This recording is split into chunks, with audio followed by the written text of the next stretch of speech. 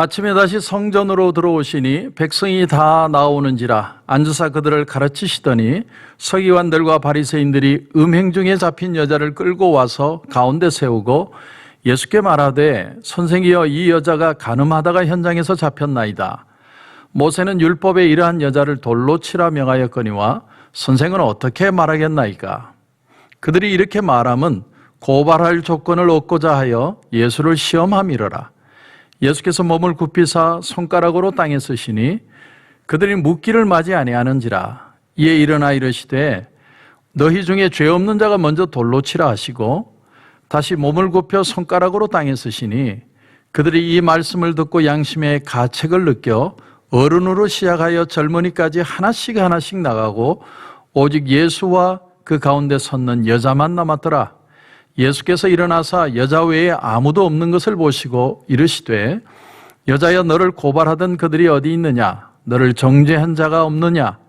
대답하되 주여 없나이다. 예수께서 이르시되 나도 너를 정죄하지 아니하노니 가서 다시는 죄를 범하지 말라 하시니라. 아멘. 이스라엘 백성들에게는 몇천 년에 이어서 내려오는 그 전승과 함께 율법의 말씀을 아주 디테일하게 설명하는 미쉬나라는 책이 있습니다. 미쉬나. 이 미쉬나라는 책은 특별히 율법에 정하고 있는 그 어떤 내용에 대한 그 죄 지은 내용에 대해서 어떻게 상세하게 벌할 것인가 아주 자세하게 기록이 되어 있습니다. 예를 들면 간음죄를 지었을 때 간음의 종류에 따라서 그 벌하는 벌의 내용도 달랐다는 거죠. 간음죄를 지었을 때 어떤 여자는 인분통에다가 그 머리를 넣게 하고 목에 수건을 묶어서 표시를 한 뒤에 양쪽에서 끌고 계속 다니면서 죽을 때까지 끌고 다니게 했습니다. 그렇게 죽이는 방법이 있었다는 거예요. 이게 미시나의 법입니다.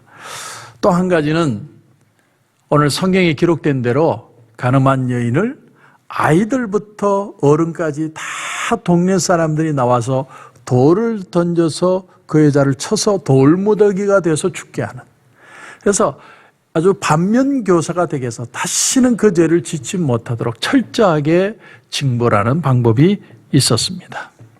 자, 이제 오늘 본문을 보면 간음하던 여인이 현장에 잡혀서 예수님에게 끌려왔습니다. 오늘 4절을 보십시오. 예수께 말하되 선생이여 이 여자가 간음하다가 현장에서 잡혔나이다. 현장에서 간음하다가 잡힌 여인 얼마나 비참해요.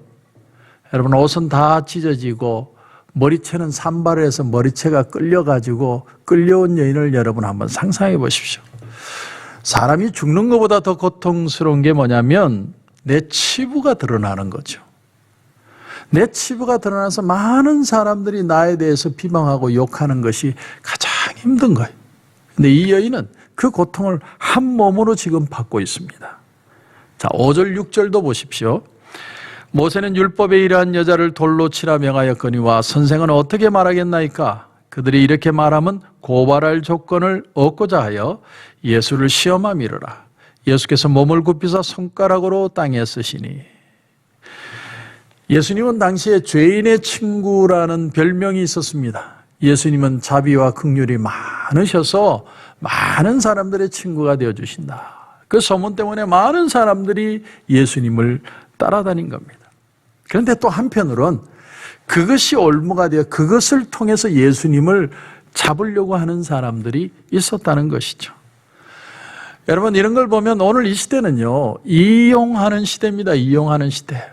사람의 어떤 가진 모습들이 아주 아름다운 모습인데 그것을 아주 잘못된 것으로 이용하고 올가미로 만들려고 하는 그런 사람들이 있는 시대라는 거예요. 여인을 돌로 쳐라. 그렇게 만약에 주님이 얘기를 한다면 예수님은 자비와 긍휼이 없는 사람이 되고 그 여자를 용서해라. 그러면 모세의 율법을 어기게 되는 겁니다. 특별히 만약에 예수님이 돌로 쳐서 죽여야 된다라고 얘기를 한다면 당시에 로마의 법에는 사람을 죽일 수 없도록 되어 있어요. 이 로마의 속국에 있는 나라는 자기들 스스로 사람을 죽일 수 없습니다. 그 법에도 위배가 되는 것이죠. 그러니까 주님은 이러지도 저러지도 못하는 그런 상황에 처한 겁니다. 빌리 그레함 목사님이 살아계실 때 어느 교회에 헌신 예배에 초청을 받아서 가셨습니다. 이제 설교가 마치고 한 평신도 리더가 손을 들고 질문을 했습니다. 목사님, 질문이 있습니다. 뭡니까? 우리 교회에 자주 술을 먹고 실수하는 성도가 하나 있는데 어떻게 하면 좋겠습니까? 그때 빌리 그레함 목사님이 참 자칫 당황스러울 상황이죠. 어떻게 답하냐에 따라서 빌리 그레함 목사님이 이런 얘기를 하시는 거예요. 성경에 술 취하지 말라고 그랬으니까 성경대로 권면해서 들으면 좋지만 듣지 않으면 징계를 해야죠.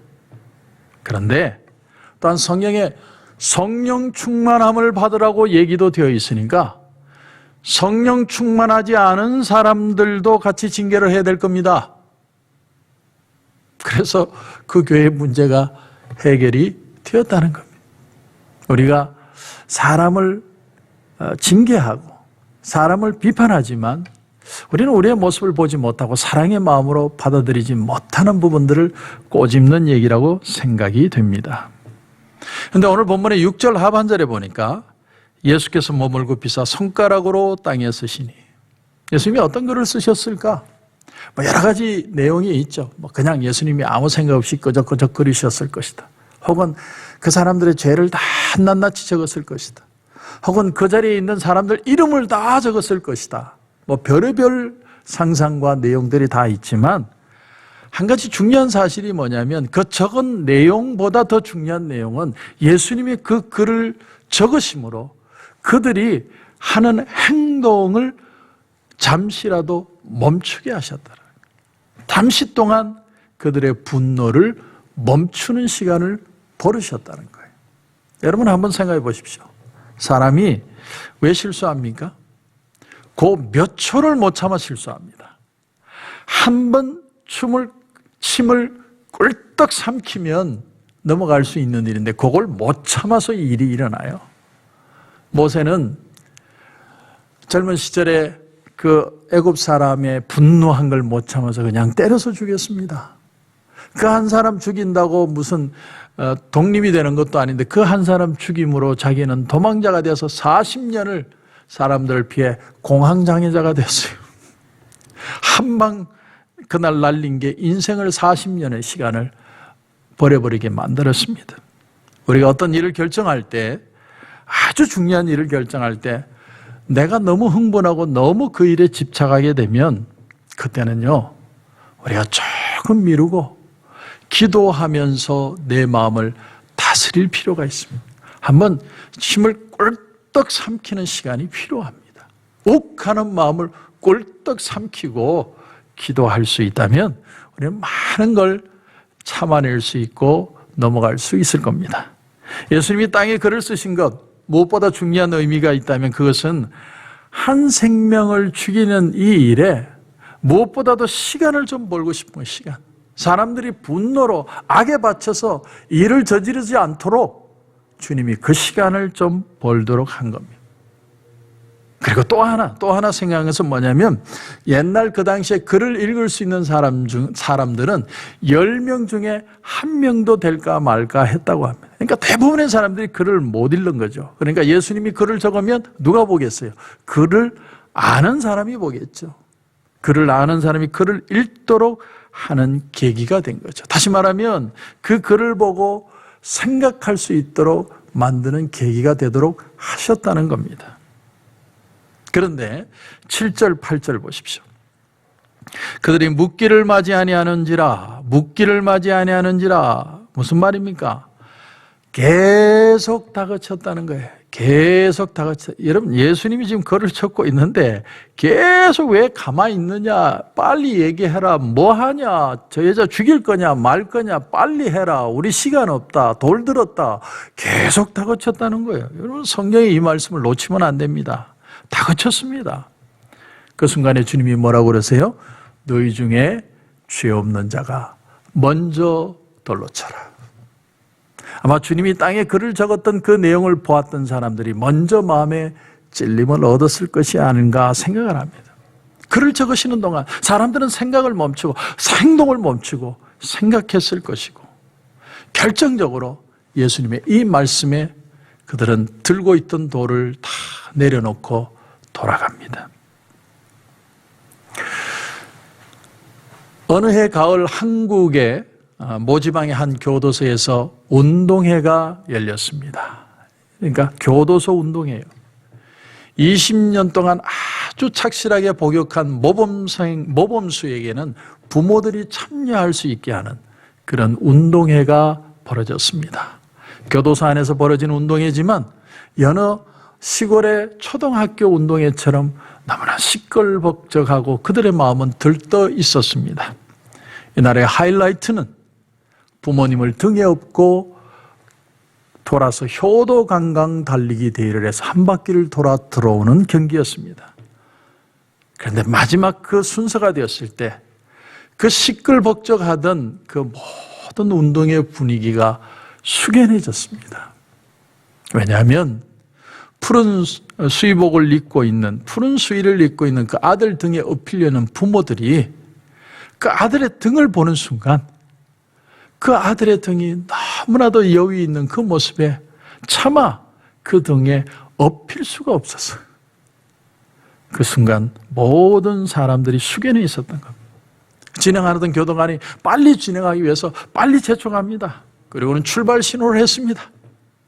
근데 놀랍게도 그 달리기 대회는요, 1등을 하는 달리기 대회가 아니라 모두가 1등을 하지 않으려는 대회가 되었다는 거죠. 어머니를 등에 업고 주체할 수 없는 눈물을 흘리는 아들, 그 눈물을, 자기 눈에도 눈물이 나지만 눈물을 차마 닦지 못하고 아들의 눈에 눈물을 닦아줄 수밖에 없는 엄마의 그 마음, 그런가 하면 차마 아들의 등에 업힐 수 없어서 발부둥 치고 있는 아버지의 모습. 그래서 그 일대는 순간 모두가 울음바다가 됐다는 거예요. 누구도 1등하고 싶지 않은 대회. 그런 대회가 바로 그 대회였다는 겁니다. 세상은 죄인이라고 버리지만 부모는 버릴 수가 없는 거죠. 오늘 주님의 마음, 죄의 재소자들 된 모든 사람들, 심지어 돌로 쳐 죽이려는 그 가늠하다 현장에 잡혀온 여인조차도 주님은 귀히 여기고 계십니다. 주님은 말씀하십니다. 너희 중에 죄 없는 자가 먼저 돌로 쳐라. 이 여자를 돌로 쳐 죽이기 전에 너희 자신을 먼저 돌아보라는 거예요. 한번 너희들을 돌아보라. 정말 돌로 이 여자를 쳐 죽일 만큼 너희들이 그렇게 대단하다고 생각하느냐? 정말 이 여자를 죽일 만큼 우리가 하나님 앞에 살고 있는지 다시 우리를 돌아보라는 거예요. 9절부터 11절까지를 보십시오. 그들이 이 말씀을 듣고 양심의 가책을 느껴 어른으로 시작하여 젊은이까지 하나씩 나가고 오직 예수와 그 가운데 섰는 여자만 남았더라. 예수께서 일어나사 여자 외에 아무도 없는 것을 보시고 이르시되 여자여, 너를 고발하던 그들이 어디 있느냐? 너를 정죄한 자가 없느냐? 대답하되 주여 없나이다.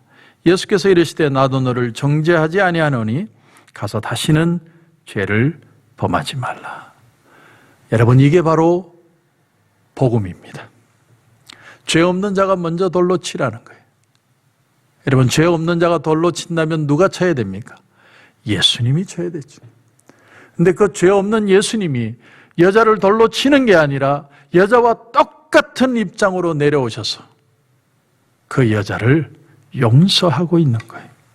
죄인이 아닌데 그 죄인인 여자처럼 같은 자리로 내려오셔서 동일시하며 사랑하시는 거예요. 나도 너를 정죄하지 아니하노니 가서 다시는 죄를 범하지 말아라. 죄 없으신 분이 죄 있는 우리와 똑같은 모습이 되어서 우리를 용서하시는 모습이 바로 복음입니다. 여러분, 이 사랑을 경험한 사람만 이 사랑을 실천할 수 있습니다. 교회 와서 열심히 봉사하자, 교회 와서 열심히 우리가 예수 잘 믿자. 여러분, 그보다 더 중요한 게 하나가 있어요. 뭐냐면 나같이 못난 인간과 똑같은 자리에 내려오셔서 나를 그대로 껴안아 주신 예수님을 만나는 것이 먼저입니다.